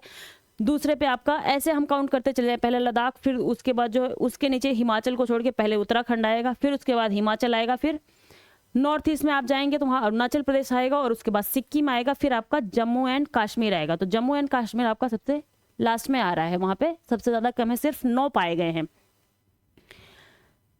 ठीक है दोस्तों, तो ये जो है काफ़ी ज़्यादा 1971 लोकेशंस पे इन्होंने जाकर के कैमरे वगैरह लगाए, और उनके स्कैट की, मतलब कि उनका जो स्कैट होता है उसको सर्च किया कि कहाँ कहाँ पे है और ये किसका है, स्नो लेपर्ड का है कि किसका है। तो ये सर्च करने का तरीका था। The exercise involve setting up cameras और camera trap 1971 locations and surveying 30,450 kilometres of trail.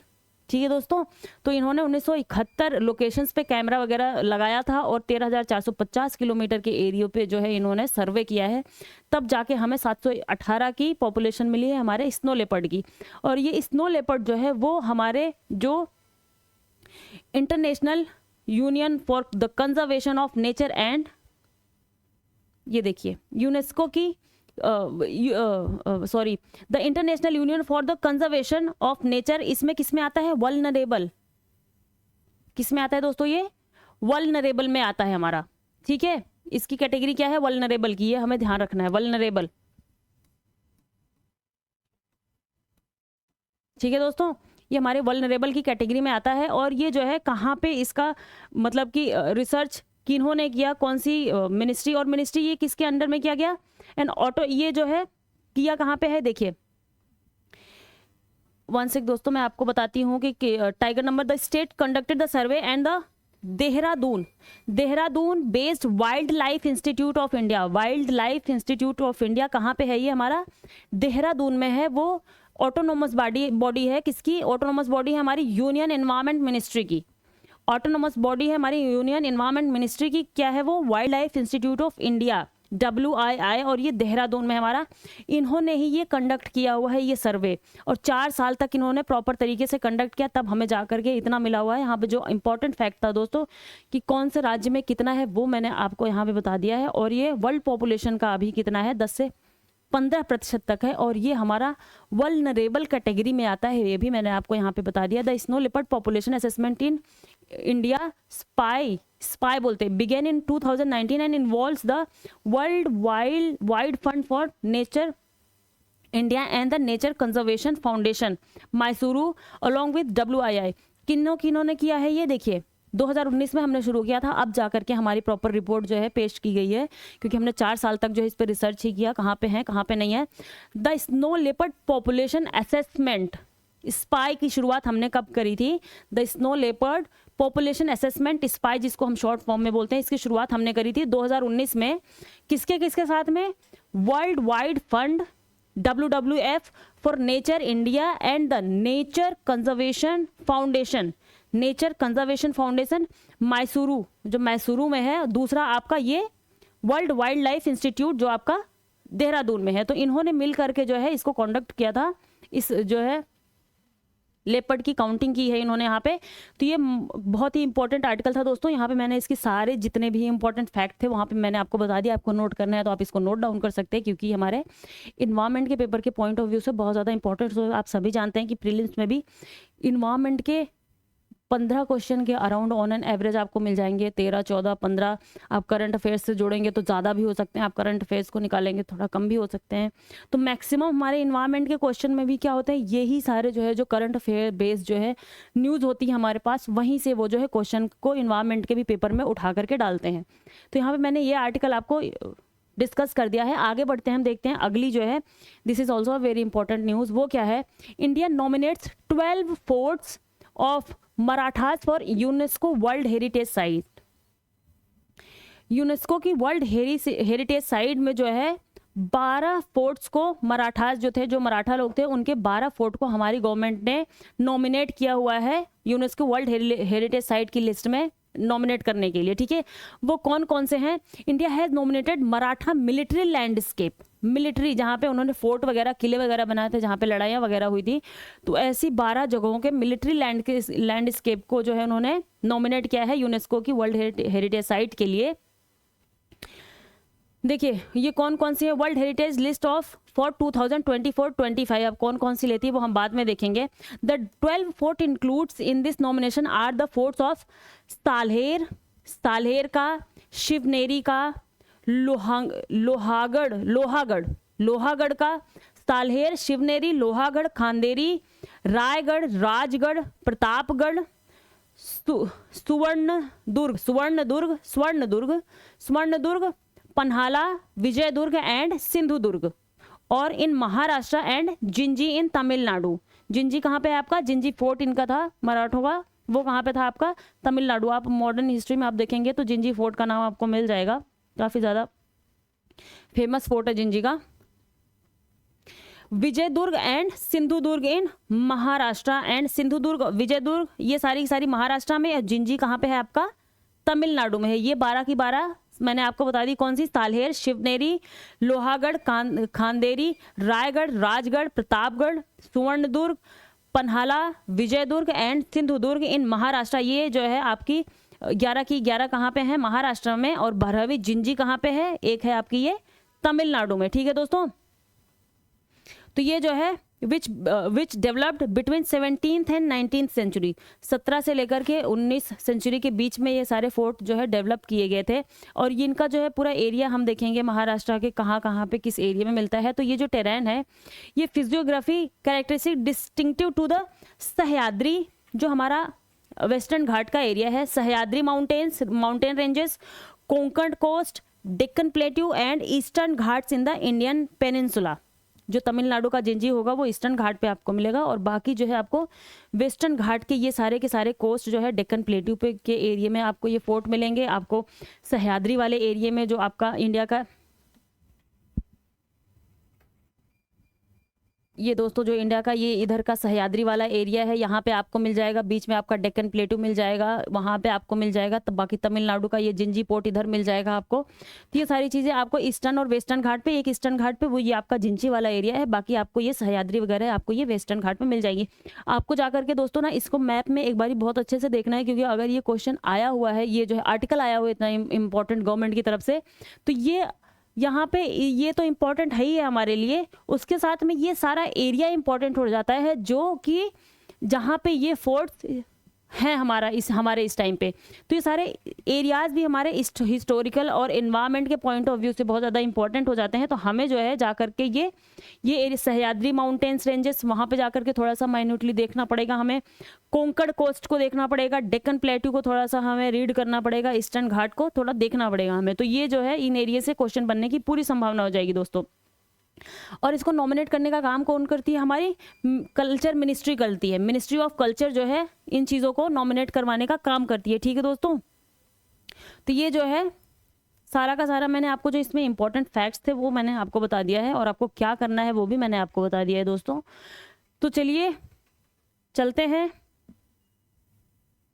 महाबलेश्वरी। देखिए प्रतापगढ़ फोर्ट ये कहाँ पे है? महाबलेश्वर में। Is one of the forts nominated for UNESCO world heritage site में जो है ये नॉमिनेट की गई है। तो ये 12 के 12 नॉमिनेशंस को मैंने आपको यहाँ पे बता दिया है। हमें ये ध्यान रखना है, क्योंकि ये एग्जाम के पॉइंट ऑफ व्यू से इस टाइम पे बहुत ज़्यादा इंपॉर्टेंट हो गया है दोस्तों। ठीक, चलते हैं हम अपने अगले आर्टिकल की तरफ। अगला आर्टिकल हमारा छोटा सा है। ये आर्टिकल क्या है? ये रैंक और जो है इंडाइसिस है उसको देख लेते हैं। India's rank in corruption perception index 93 out of 100 nations. The report was published by Transparency International, ठीक है, which ranks 180 countries and territories by their perceived levels of public sector corruption. जो पब्लिक सेक्टर गवर्नमेंट सेक्टर का जो हमारा corruption होता है उसको ये काउंट करते हैं इस चीज़ में। हमारा इंडिया कितने नंबर पे है? 193। हमारा इंडिया 93 नंबर पे है। किसमें? करप्शन परसेप्शन इंडेक्स में। करप्शन परसेप्शन इंडेक्स में हमारा इंडिया 93 नंबर पे है आउट ऑफ 100 में। देख रहे हैं करप्शन के मामले में कितनी बुरी हालत है हमारी दोस्तों। और ये निकालता कौन है? Transparency international. पब्लिश कौन करता है? This is a very important fact दोस्तों, मैंने इसलिए आपको यहाँ पे ये रखा हुआ है, ट्रांसपेरेंसी इंटरनेशनल। ठीक है दोस्तों, हमारा इंडिया रैंक किसमें है? 93 नंबर पे है।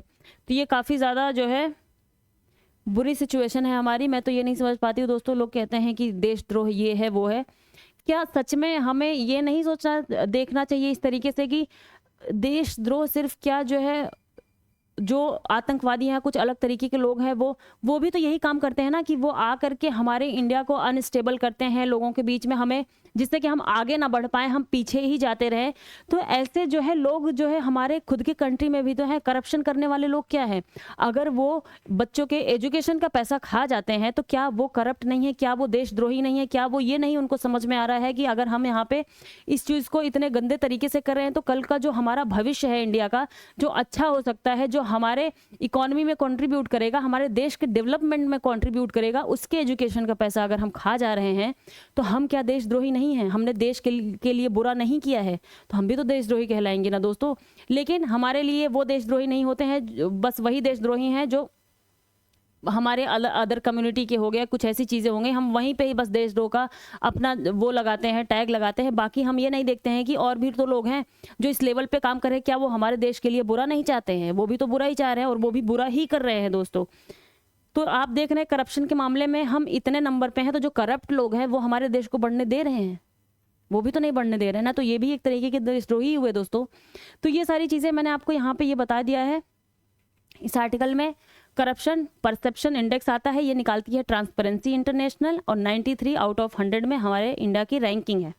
चलिए चलते हैं हम अपने अगले आर्टिकल की तरफ। अगला आर्टिकल हमारा क्या है? ये है छोटा सा article, India's rank in tourist arrivals to Maldives after row. जब से हमारा मालदीव के साथ में कॉन्फ्लिक्ट हुआ है, क्लैश हुआ है टूरिज्म वगैरह को लेकर के, तब से जो है हम मालदीव के टूरिज्म में 5th from being the top, 5वें नंबर पे आ गए हैं वहाँ के टूरिज्म में। ठीक है, पहले हम जो पहले नंबर पे हुआ करते थे वहाँ पे सबसे ज़्यादा टूरिस्ट की संख्या किसकी होती थी? इंडिया से जाने वालों की। अभी वो हम जो है 5वें नंबर पे आ चुके हैं। यहाँ पे ये दिखाया गया है दोस्तों कि 1.74 लाख टूरिस्ट टिल जनवरी, जब से हमारा ये झगड़ा हुआ है तब से जनवरी में जो है 1.74 लाख लोग गए हैं वहाँ पे टिल जनवरी 28 दिस ईयर, 28 जनवरी तक, ऑफ विच 13,989 वर इंडियंस, सिर्फ 13,989 लोग जो है इंडियंस है। आप जानते हैं कि मालदीव की इकोनॉमी जो मेजॉरिटी इकोनॉमी की है वो चलती है उनके टूरिज्म पे, टूरिज्म से ही उनकी जो है जीडीपी ज़्यादा चलती है, तो वहाँ पे उनके लिए टूरिज्म बहुत ज़्यादा इंपॉर्टेंट हो जाता है।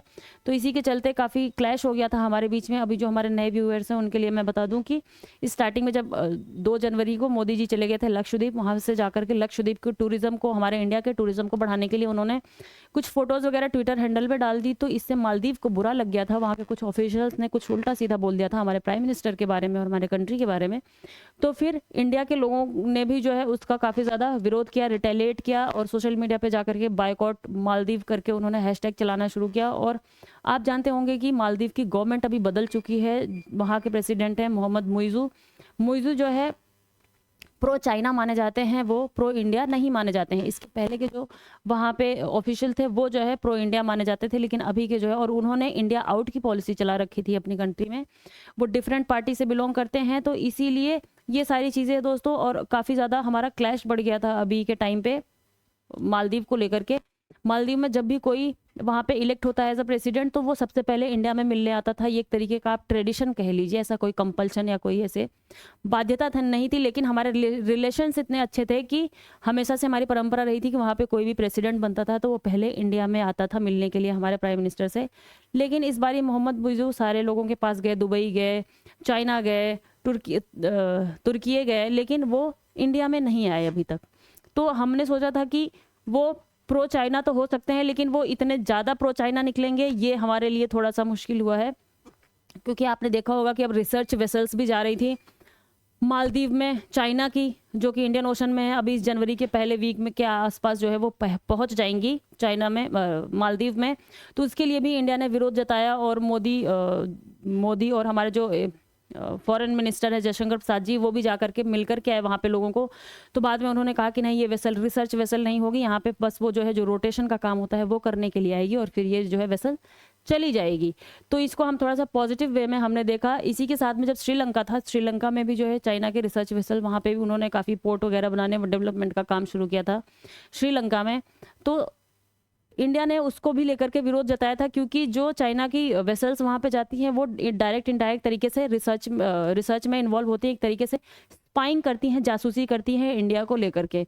तो इंडिया इस चीज़ को लेकर के हमेशा से ही वॉइस रेज करता आ रहा है, आवाज़ उठाता आ रहा है। तो अभी इस साल से जो है श्रीलंका ने बंद कर दिया किसी भी चाइनीज़ या रिसर्च वेसल को अपने यहाँ पर बुलाने से। तो ये बहुत ही ज़्यादा पॉजिटिव सिनेरियो है हमारे जो है इंटरनेशनल रिलेशन के मद्देनज़र। और ये मालदीव है, तो देखिए मालदीव को लेकर के फिर हमारा क्या अगला स्टेप होता है और हमारे जो है रिलेशंस में क्या चेंजेस आते हैं। अभी के लिए तो जो चेंजेस हैं ये फैक्चुअल डेटाबेस पे मैंने आपको ये बता दिया, और जो थोड़ी सी न्यूज़ थी मैंने आपको ब्रीफ में बताने की कोशिश करी कि इंडिया मालदीव को लेकर के क्या हमारे क्लैशेज और सारी चीज़ें चल रही हैं, वो मैंने आपको एक शॉर्ट और ब्रीफ में बता दिया है। तो आगे चलते हैं, यहाँ पर मैंने आपको ये डेटा दे दिया है, बाकी देख लेते हैं हम आगे की क्या आगे न्यूज़ है दोस्तों। Article rate of global GDP growth forecast by the IMF ने नया फोरकास्ट निकाला है, नई भविष्यवाणी की है ग्लोबल जीडीपी को लेकर के वर्ल्ड लेवल पे। वो क्या क्या है, 3.1%। The global growth forecast was raised bye 0.2% से इन्होंने अपने फोरकास्ट को बढ़ाया है, जो पहले इससे कम था। Percentage points from an earlier estimate on account of greater than expected resilience in the US and large emerging markets and developing economies and fiscal support in China। तो इनकी वजह से हमारा जो है वर्ल्ड जीडीपी है, सॉरी दोस्तों, जो ग्लोबल जीडीपी है उसमें जो है बढ़ोतरी देखने को मिल सकती है। तो आईएमएफ ने 0.2% से इसको बढ़ाया है कि अब ये जो है 3.1% हो जाएगी, जो कि 2.9% होने के आसपास की संभावना थी, और अब वो बढ़ करके होएगी 3.1%। और इसके लिए जिम्मेदार क्या क्या है, expected resilience in the US and large emerging markets, जो कुछ अलग अलग जगहों पे मार्केट्स बढ़ रही हैं, इमर्ज हो रही हैं, सामने आ रही हैं, ट्रेड वगैरह भी बढ़ रहे हैं, और ऊपर से जो है एंड डेवलपिंग इकोनॉमीज, जो डेवलपिंग इकोनॉमी है वहाँ पे जो मार्केट्स हैं वहाँ पे ट्रेड वगैरह, कंजम्पशन वगैरह सारी चीज़ें अब धीरे धीरे बढ़ रही हैं। पहले कोविड-19 में जब आया था कोविड-19 तो पूरे वर्ल्ड की इकोनॉमी एकदम से कोलैप्स कर गई थी, डाउन कर गई थी, क्योंकि ट्रेड वगैरह बहुत बहुत ही कम हो रहा था उस टाइम पे। जो इंट्रा ट्रेड था और जो इंटर ट्रेड था, वो दोनों ही चीज़ें जो मतलब आपस में देश के अंदर जो है ट्रेडिंग हो रही थी वो भी बहुत कम हो गई थी। जो वर्ल्ड लेवल पे जो ट्रेड हो रहा था वो भी बहुत कम हो गया था कोविड को देखते हुए। तो लेकिन अब फिर से धीरे धीरे जो है इकोनॉमीज रिवाइव कर रही हैं पूरे वर्ल्ड की। तो अभी ये जो है आईएमएफ का ये नया फोरकास्ट है कि ये 3.1 से अब बढ़ सकती हैं, और इसमें जो है ये फिस्कल सपोर्ट इन चाइना में फिस्कल सपोर्ट दिया जा रहा है वहाँ पे लोगों को, तो उसको भी लेकर के फिर वहाँ पे भी प्रोडक्शन वगैरह और इन सब चीज़ों में बढ़ोतरी हो सकती है। तो इसके मद्देनजर ये चीज़ें बढ़ सकती हैं। तो इसी के साथ में एक इंपॉर्टेंट आर्टिकल उसी से ही जुड़ा है, सेम ही आर्टिकल है। उसमें क्या है कि यहाँ पे हमने बताया कि हम यहाँ पे दो टर्म्स को देखेंगे। वो क्या है, IMF says global soft landing in sight lifts 2024 growth outlook. ये 2024 का जो ग्रोथ का आउटलुक है जो इन्होंने अभी दिया है कि यहाँ पे जो है 3.1 के रेट से हमारा ग्लोबल जीडीपी बढ़ सकता है। वो किस वजह से होगा, वो होगा जो सॉफ्ट लैंडिंग है। अब यहाँ पे हम देखेंगे soft landing and hard landing. अब हम थोड़ा सा, ऐसा आपने देखा होगा कि जो इंडियन इकोनॉमिक रिव्यू जो हमारा रिपोर्ट आई है अभी कल ही मैंने डिस्कस किया था, उसमें कहा गया कि हमारी गवर्नमेंट की तरफ से कि हमारी इकोनॉमी 7% के हिसाब से बढ़ने की संभावना है, जो 6.5% के आसपास बढ़ रही है, तो वो 7% से आगे बढ़ेगी। और वर्ल्ड लेवल पे जब इकोनॉमीज 2% से ग्रो कर रही हैं, पूरे वर्ल्ड लेवल की जो इकोनॉमी है एवरेज जो है वो 2% से ग्रो कर रहा है, तो 7% से हमारा बढ़ना बहुत ही ज़्यादा हमारे लिए फायदेमंद होगा। और हम जो G20 के सारे देश हैं उसमें सबसे ज़्यादा तेजी से ग्रो करने वाली इकोनॉमी है। G20 के सारे जो देश हैं G20 के दोस्तों, उनमें हाईएस्ट ग्रोइंग इकोनॉमी कौन सी है, वो इंडिया की है। और आप सभी जानते हैं कि हम 5वें नंबर की अभी सबसे लार्जेस्ट इकोनॉमी है पूरे दुनिया में। और हमें ये जो है रिपोर्ट जो आई थी इकोनॉमिक डेवलपमेंट की रिव्यू की, उसमें कहा गया कि हम अगले 3 सालों में जो है दुनिया में 3rd लार्जेस्ट इकोनॉमी हो जाएंगे। और 2030 तक हमने सोचा है कि हमारी जो इकोनॉमी है वो $10 ट्रिलियन तक पहुंच जाए, 7 से 10 ट्रिलियन डॉलर के बीच में पहुंच जाए। और हमने सोचा कि 3 सालों में फिर हमारी जब $5 ट्रिलियन की इकोनॉमी होने की संभावना है। अभी अराउंड 3.7 अभी हमारी जो इकोनॉमी कितने पे वेरी करती है दोस्तों, अराउंड ये हम $3.7 ट्रिलियन की इकोनॉमी पे अभी हम जो है चल रहे हैं। तो हमें ये $5 ट्रिलियन की इकोनॉमी पहुंचने की हमारी उम्मीद है आगे आने वाले 3 सालों में। तो इसी को देखते हुए वो रिपोर्ट आई थी जिसमें ये चीज़ें कही गई थी दोस्तों। तो यहाँ पे जो चीज़ें हैं वो सॉफ्ट लैंडिंग और हार्ड लैंडिंग के बारे में हम देख लेते हैं थोड़ा सा। सॉफ्ट लैंडिंग क्या होती है दोस्तों और हार्ड लैंडिंग क्या होती है। देखिए ये दोनों इकोनॉमी के टर्म्स हैं, एक होती है हार्ड लैंडिंग, एक होती है सॉफ्ट लैंडिंग। ठीक है दोस्तों, आप जैसे देखते होंगे कि प्लेन वगैरह में भी इन सारे वर्ड्स को यूज़ करते हैं, लेकिन पिछले कुछ टाइम से हमारी इकोनॉमी में ये शब्द काफ़ी ज़्यादा प्रोमिनेंट हो गए हैं। तो मैंने सोचा उसके हिसाब से मैं आपको बता दूं, जब इकोनॉमी में बहुत ज़्यादा इन्फ्लेशन वगैरह जैसे बढ़ रहा हो, काफ़ी तेज़ी से इन्फ्लेशन बढ़ रहा हो, तो इस इन्फ्लेशन को रोकने के लिए जो हमारी गवर्नमेंट होती है, जो हमारा सेंट्रल बैंक होता है, जो वो मीज़र्स लेते हैं, जो वो कुछ प्रिकॉशंस लेते हैं, उसकी वजह से जब हमारी इकोनॉमी की इन्फ्लेशन वगैरह थोड़ी स्लो डाउन होती है, फिर इकोनॉमी आराम से चलती है। तो उसी से संबंधित ये चीज़ें देखिए, एक होती है हार्ड लैंडिंग। हार्ड लैंडिंग में जैसे अभी इकोनॉमी में मान लीजिए ऐसे इकोनॉमी की इन्फ्लेशन तेज़ी से बढ़ रही है, हार्ड लैंडिंग क्या हुई कि तेज़ी से कोलैप्स कर गई, कोलैप्स करके वो जो है रिसेशन में आ गई, रिसेशन में चली गई।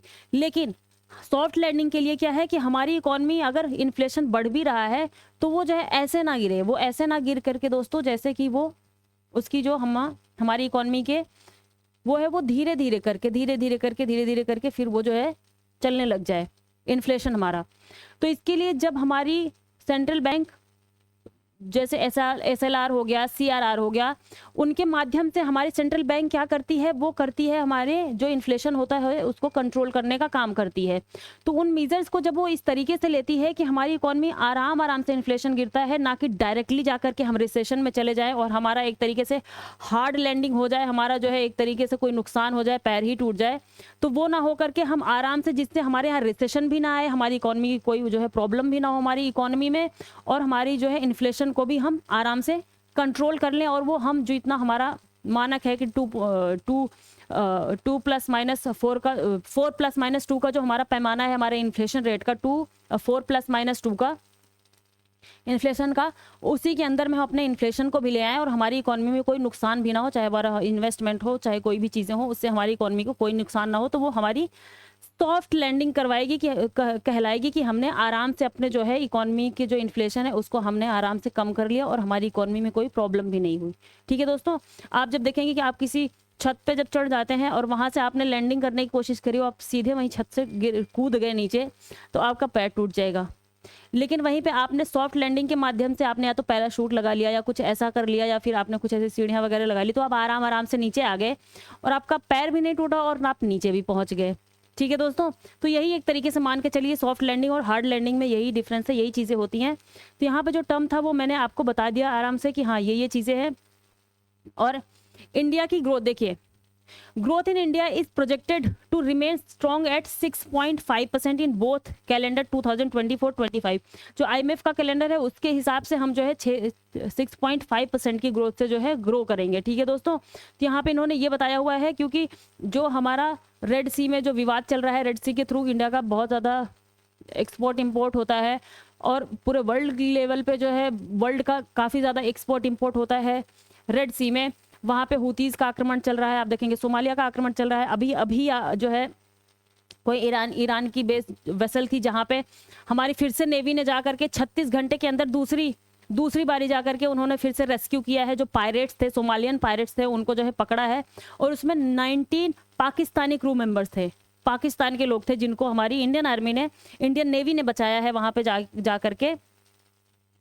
तो आप समझ सकते हैं कि हमने बहुत अच्छा काम किया है पाकिस्तान के लिए दोस्तों। देखिए बाकी चलिए इसी बात पे जो आज का हमारा सारा का सारा आर्टिकल था और सारी चीज़ें थी वो सारी की सारी चीज़ें मैंने यहाँ पे कवर कर दी हैं। देखिए दोस्तों, कल हमारा शहीद दिवस था, महात्मा गांधी की जो है डेथ हुई थी कल के दिन पे, जिसमें नाथूराम गोडसे ने महात्मा गांधी जी को गोली मार दी थी। कुछ लोग, मैंने कुछ सोशल मीडिया और इन सब चीज़ों पे देखा तो स्क्रॉल किया तो वहाँ पे लोग जो है इस चीज़ को बहुत ज़्यादा ग्लोरीफाई कर रहे थे कि हाँ बहुत ही सही किया। आप किसी चीज़ को, इस तरीके की हिंसा को दोस्तों कैसे जस्टिफाई कर सकते हैं किसी एक निहत्थे आदमी पे? आप पहले सोचिए, आप किसी को कमेंट करने से पहले, वो भी इतनी बड़ी पर्सनैलिटी को कमेंट करने से पहले, आप खुद पहले ये सोचिए कि आपने उनका 1% भी कुछ ऐसा किया है, उनका 1% का भी सेक्रीफाइस आपने लाइफ में किया है, फिर आप बोलने लायक होते हैं। आप किसी की आइडियोलॉजी से जो है मतभेद आपका हो सकता है, आप नहीं मान सकते उसकी आइडियोलॉजी को, उनकी चाहे आइडियोलॉजी हो गई, इंडस्ट्रीज वगैरह को आइडियोलॉजी हो गई, तो आप उससे जो है अपना अलग मत रख सकते हैं। लेकिन आप इस तरीके की चीज़ों को जस्टिफाई कैसे कर सकते हैं? अगर आप एक ठीक ठाक पढ़े लिखे इंसान हैं तो आप देखेंगे कि यार गलतियाँ किससे नहीं होती हैं।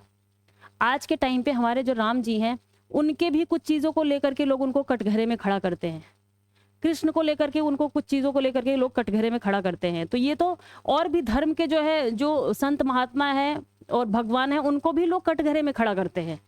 तो ये तो एक नॉर्मल इंसान थे। आज के टाइम पे आपको 2 से 4 दिन के लिए अपनी एक आदत को बदलने के लिए कह दिया जाए कि आपको फ़ोन नहीं चलाना है, रात को आपको इतने ही बजे तक चलाना है, आपको जो है अपने सोशल मीडिया पे इस तरीके से स्क्रॉल नहीं करना है, आपको ये काम करना है, आपसे वो 4 दिन के लिए भी फॉलो नहीं होता है दोस्तों। लेकिन आप सोचते हैं कि कोई एक इंसान हो जो पूरे तरीके से पूरी लाइफ उसकी एकदम परफेक्ट हो, किसी उसने कोई भी गलती ना की हो, तो वो भी तो एक इंसान ही था। हर इंसान अपना एक्सपेरिमेंट करता है, गलतियां करता है, उससे सीखता है, फिर चीज़ों को आगे करता है। तो दोस्तों उन्होंने यही कहा था कि आप जो बदलाव दुनिया में देखना चाहते हो वो बदलाव आप पहले अपने खुद के अंदर लेकर के आओ। मतलब कोई भी परिवर्तन कहाँ से शुरू होता है? वो हमारे खुद से शुरू होता है। अगर हम कोई परिवर्तन कहीं पे देखना चाहते हैं, हम चाहते हैं कि सामने वाला हमसे बहुत अच्छा व्यवहार करे, तो सबसे पहले काम है कि आप जो है आप खुद उसके साथ जो है अच्छा व्यवहार करिए। बाकी बातें बाद में हम देखेंगे, लेकिन आप पहले खुद अच्छा व्यवहार करने की कोशिश करिए। इसी बात में मैं एक छोटी सी स्टोरी बताती हूँ, बहुत छोटी सी स्टोरी है दोस्तों की। एक बारी कुछ लड़कियां थी, वो गांधी जी के यहाँ पे गई और वहाँ पे उनको फिर गांधी जी से मिली और उन्होंने कहा कि, गांधी जी ने कहा कि क्या बात हो गई? तो उन्होंने कहा लड़कियों ने कि हमें कुछ लड़के छेड़ते हैं, परेशान करते हैं गांधी जी, तो हम लोग क्या करें? और बाहर उनके जो सेक्रेटरी थे उन्होंने बोला कि जब उनसे वो मिली थी और उनको बताया था कि हमें लड़के छेड़ते हैं, तो उन्होंने कहा था कि आप जो है चप्पल निकाल करके उन लड़कों को मारिए। तो वो जब अंदर आई, गांधी जी को उन्होंने बताया कि बाहर तो ऐसा बोल रहे हैं और आप अहिंसा की बात करते हैं। तो गांधी जी ने बोला कि देखिए, मैं ये नहीं कहूँगा कि वो आपको छेड़ रहे हैं तो आप खड़े होकर के जो है बस अपने आप को जो है प्रताड़ित करवाते रहिए। मैं तो कहूँगा कि आप चप्पल ही नहीं, आपके पास कोई औजार होना तो आपको उसको घोंप देना चाहिए, क्योंकि आपको अपने लिए स्टैंड करना है। अपने लिए खड़े होना है दोस्तों। और जो इंसान अपने अपने लिए नहीं खड़ा होता है, उसके साथ कोई भी अत्याचार हो रहा होता है, कुछ भी हो रहा होता है, वो अपने लिए नहीं खड़ा होता है, तो वो जो है अहिंसावादी नहीं है, उसको उन्होंने कायर कहा। ठीक है, कायरता और अहिंसावादी होने में डिफरेंस है। आप अहिंसक तब हो सकते हैं जब आपके पास हर चीज की पावर है। आपके पास देखिए, आपका किसी चीज का पेशेंस का टेस्ट कब होता है कि आपने कहा कि आपने मिठाई छोड़ दी, आप मिठाई खाते ही नहीं है। फिर उसका टेस्ट तो तब होगा ना भाई कि आप जो है, आपके पास मिठाइयों की अवेलेबिलिटी है, हर तरीके की मिठाइयाँ आपके पास, आप जैसी जैसी मिठाइयाँ खाना चाहते हैं, तब आप वहाँ पे खड़े हैं और फिर कह रहे हैं कि आप हम जो है, हम मुझे फ्री की मिठाई मिल रही फिर भी मैं नहीं खा रहा हूँ। जब आपके पास अवेलेबल ही नहीं है और तब आप कहें कि हम मैं खाता ही नहीं हूँ, तो इससे जो है आपके पेशेंस लेवल को हम चेक नहीं कर सकते ना। देखिए, कोई इंसान 30 से 40 साल तक, 50 साल तक किसी एक चीज़ को ही फॉलो करे, इतने दिनों में तो हम कुछ दिनों की तैयारी करते हैं दोस्तों, तो हमारी जो है पूरी हिम्मत टूट जाती है कि नहीं अब तो हमसे नहीं हो पाएगा। और कोई इतने सालों तक इतनी बड़ी कंट्री को जो है आज़ाद कराने के लिए काम करे, उसमें बहुत से लोगों ने योगदान दिया, जिनके योगदान को हम किसी भी तरीके से जो है कम आंक ही नहीं सकते हैं। इवन मुझे ये शब्द तो बोलना भी नहीं चाहिए, लेकिन फिर भी लोग जो है इन चीज़ों पे कमेंट उठाते हैं। तो हमें कम से कम पहले ये तो देख लेना चाहिए, क्या हमने उन सारे थॉट्स को अच्छे से रीड किया, क्या हम उनको समझ पाए हैं, जो आज हम उठ करके खड़े हो जाते हैं और कुछ भी बोल देते हैं उनके अगेंस्ट में। कोई 30-40 साल तक एक काम को फॉलो करता है और इतने अप्स एंड डाउन्स के बाद भी उस चीज़ को फॉलो ही करता रहता है, और हम जो है 3 से 4 दिन के लिए कोई हमारी हैबिट होती है, उसको हम फॉलो करने के लिए किसी को बोल दे तो हमसे नहीं हो पाती है, लेकिन फिर भी हम जो है कमेंट करने के लिए तुरंत खड़े हो जाते हैं दोस्तों। आइडियोलॉजीज आपकी डिफरेंट हो सकती हैं, आपके आदर्श और आपके सिद्धांत अलग हो सकते हैं, लेकिन इसका ये मतलब नहीं है कि आप किसी क्राइम को इस तरीके से जस्टिफाई करने लग जाए। कोई बात नहीं दोस्तों, कुछ लोगों को ये बातें बुरी भी लग सकती हैं, कुछ लोगों को अच्छी भी लग सकती हैं, तो मैं इस चीज़ पे तो कुछ नहीं कहूँगी, लेकिन थोड़ा सा हमें चीज़ों को समझ करके ही काम करना चाहिए। पहले हमें, अगर हम किसी के भी बारे में बोल रहे हैं, तो पहले हमें ये चीज़ें देखनी चाहिए कि क्या हम सच में उनको जानते हैं। मैंने एक इंटरव्यू देखा, ऐसे कुछ स्कूल के, कॉलेज के बच्चे हैं, ज़्यादा बड़े नहीं हैं अभी, वो फर्स्ट ईयर सेकेंड ईयर में, वो बस बोल रहे हैं हाँ बहुत ही अच्छा किया, नाथूराम गोडसे ने मार दिया, बहुत ही अच्छा किया, हम तो गांधी के एकदम से विरोधी हैं, उसने ही जो है पाकिस्तान का डिवीज़न करवाया।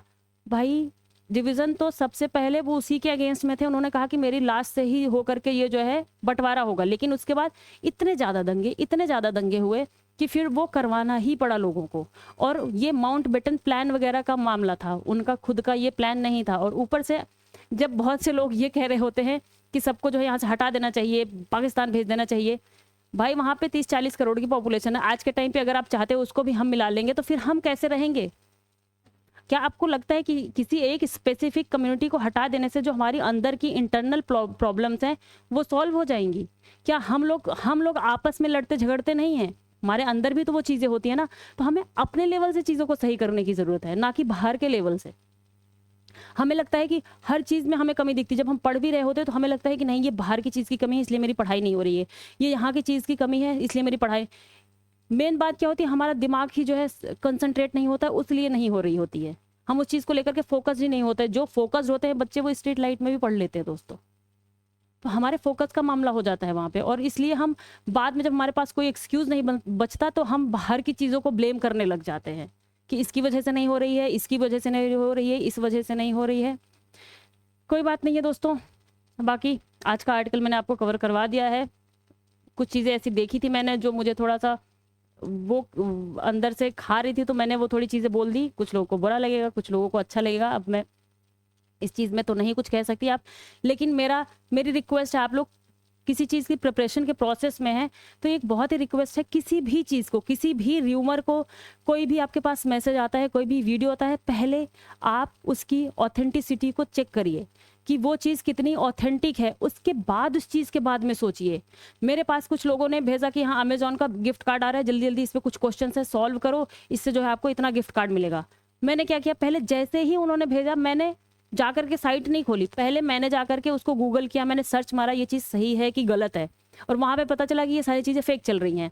तो मैंने सामने वाले को बताया कि भाई, जबकि सामने वाला जिसने मुझे भेजा हुआ है वो खुद इतने ज़्यादा इंटेलेक्चुअल लेवल पे है कि हाँ, वो कहने के लिए कि हम बहुत अच्छी पढ़ाई करते हैं, बहुत बड़े लेवल के हैं, लेकिन वहाँ अचानक से छोटी चीज़ आई, अब उसके वो झांसे में आ गए आराम से।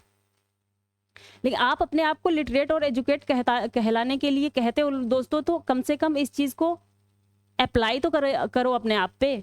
कि कम से कम जो र्यूमर्स होती हैं, चीज़ें होती हैं, उनको अपनी लाइफ में देखो सही से, उसके बाद चीज़ों पे स्टेप लेना शुरू करो। हमें मालूम नहीं होता है, पहले से ही हमारे दिल और दिमाग में कोई एक चीज़ लेकर के घर करके बैठी रहती है, पूर्वाग्रह रहता है, प्रेजुडिस रहते हैं हम किसी चीज़ को लेकर के, और हल्की सी उसी में कोई चीज़ हिट करती है तो हम एकदम से हड़बड़ा जाते हैं उसको लेकर कि हाँ, अब तो ये सही होगा तो सही होगा। हम फिर उसमें ये नहीं सोचते हैं कि हमें एक बारी चेक करना चाहिए, ये चीज़ सही हो सकती है कि नहीं हो सकती है। हम फिर उस चीज़ को सोचते नहीं हैं दोस्तों। तो बस मेरी रिक्वेस्ट आप लोगों से यही है दोस्तों कि थोड़ा-सा चीज़ों पे ध्यान दीजिए। बाकी यहाँ पे मैंने सारे के सारे आर्टिकल्स और एडिटोरियल्स आपके कवर करवा दिए हैं, जो सारे इंपॉर्टेंट एडिटोरियल्स और आर्टिकल्स थे। और इसी के साथ में हमारा फाउंडेशन बैच चल रहा है, बाइलिंगुअल बेसिक टू एडवांस चल रहा है, जिसमें हम क्लास 6 से लेकर के 12 तक की एनसीईआरटी को आपको पढ़ाएंगे, हिंदी और इंग्लिश दोनों में ही। तो आप चाहते हैं तो आप यहाँ पे ये क्यूआर कोड को भी स्कैन कर सकते हैं और जा के हमारी क्लासेस को ज्वाइन कर सकते हैं। आपके फाउंडेशन को ये बिल्ड करने में काफ़ी ज़्यादा हेल्पफुल होगा आपके। और साथ में ही हमारी टेस्ट सीरीज चल रही है RO की।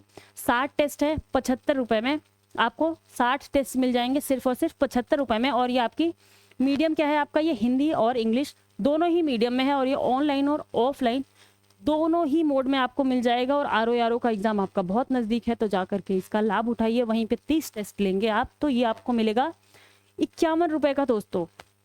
और मीडियम क्या होगा आपका स्टडी का, हिंदी और इंग्लिश होगा। ठीक है दोस्तों, हिंदी इंग्लिश दोनों में है, और ये ऑफलाइन और ऑनलाइन दोनों ही मोड में है। तो इसी के साथ में जाके इसको ज्वाइन करिए और अपनी तैयारी को मजबूत बनाइए दोस्तों। और इसी के साथ में हम आपसे विदा चाहेंगे। आपको हमारी क्लासेस पसंद आती हैं तो लाइक शेयर और सब्सक्राइब करिए। नहीं पसंद आती हो दोस्तों तो हम उसमें कुछ नहीं कर सकते, हम अपनी तरफ से मेहनत करते ही रहेंगे, हम मेहनत करना नहीं छोड़ेंगे। बाकी की चीज़ें हम क्या कहते हैं, कर्मण्येवाधिकारस्ते मा फलेषु कदाचन, तो हम इस चीज़ को फॉलो करने वाले लोग हैं। बाकी देखेंगे आगे क्या होता है, हम करते ही जाएंगे दोस्तों।